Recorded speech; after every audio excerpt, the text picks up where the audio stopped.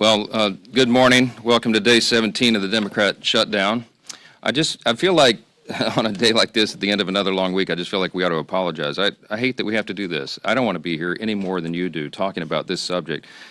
It is so difficult to be a happy warrior when you know that so many millions of American people are suffering, being made to suffer unnecessarily because of the Democrats' political games. If you're keeping count at home, we're on day 17 of the shutdown. The Democrats have now voted for the 11th time to keep the government closed.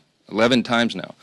They've refused to just do their basic job, get the government going again, making sure that federal employees are paid, that our troops are paid, Border Patrol agents, TSA agents, air traffic controllers, and everyone else who relies upon the vital services of our federal government.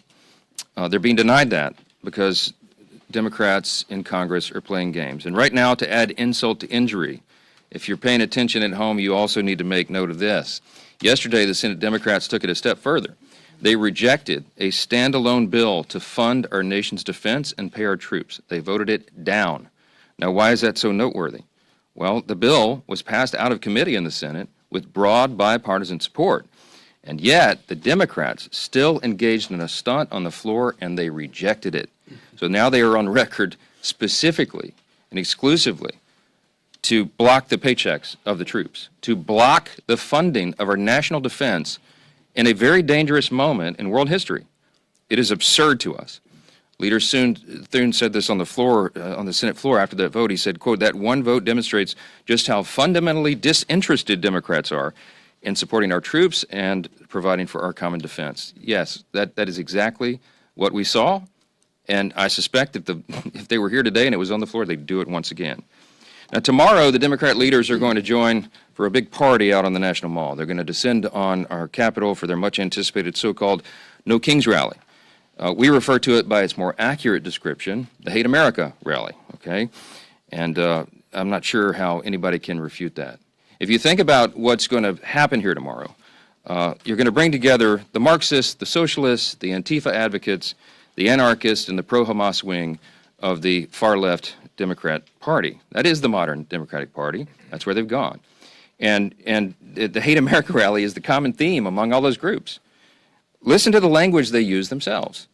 Many of them don't like living in America. They hate capitalism. They hate our free enterprise system. They hate our principles. They hate the ideas that we come in to work every day to fight for, to preserve, in the greatest nation in the history of the world. They hate the idea of individual freedom and limited government. They hate the idea of the rule of law.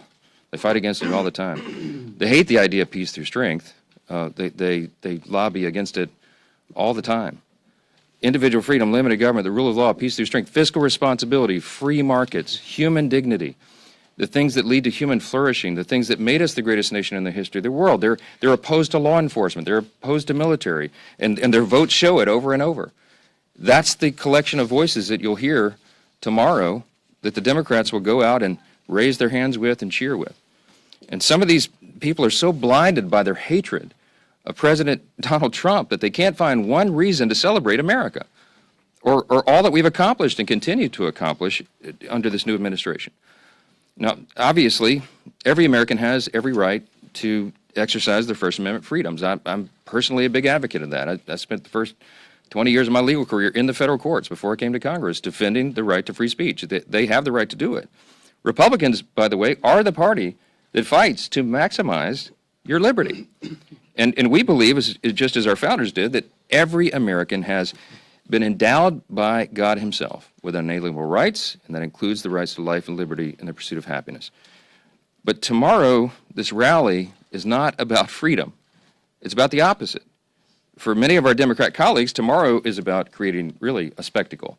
That's what they've been doing here every day of the shutdown with their little TikTok videos and their publicity stunts, and they're going to do it in a much larger venue tomorrow. And as the shutdown drags on, it's become increasingly clear that this spectacle is the reason the Democrats have refused to reopen the government. Just read a sample of the materials that this organizing group has circulated far and wide about the event tomorrow. They distributed talking points cheering on the shutdown. I mean, they're urging this on. They love this. They're cheering on Chuck Schumer's decision to close the government, and their lead organizer said this is his words, not mine, quote, "He hasn't surrendered yet. I call that progress." Maybe that's what led Chuck Schumer to say that every day of the shutdown gets better for us. That's what he said. Since then, Democrats have had their 7th, 8th, 9th, 10th, 11th opportunities to reopen the government, and they have obeyed the mob. They have listened to that. On Wednesday, this is pretty ominous. I don't know if anybody's reported on this, but you should.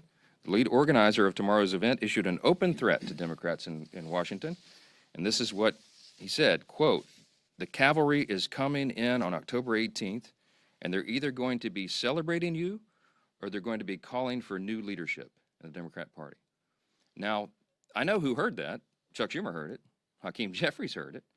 And their actions and their votes show that they are taking that as an order. Evidently, they've decided it's more important to show a fight to President Trump and appease this mob than to reopen the government and ensure the American people are taken care of. It's a binary choice right now. And to the surprise of literally no one, Chuck Schumer confirmed yesterday that he'll attend tomorrow's rally. Of course he will. He gave an impassioned speech on the Senate floor. He urged his colleagues to stand with him and fight against President Trump.